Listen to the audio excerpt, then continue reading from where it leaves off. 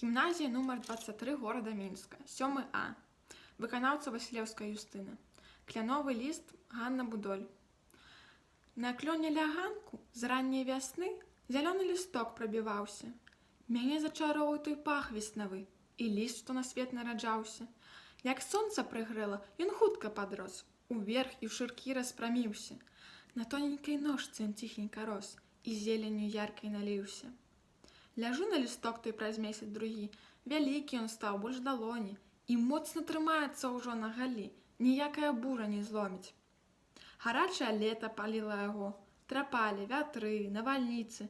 Ён стаў дарагім для сэрца майго, з усім я магла падзяліцца. А потым, як восень прыйшла ў наш дом, на ім павуцінка блішчала. Прырода махнула чароўным крылом, ліста афарбоўку змяняла. Ужо не зялёны, ён стаў залаты і яркі, як летняе сонца. І я захавала яго ад зімы. Ён зараз у мяне на старонцы.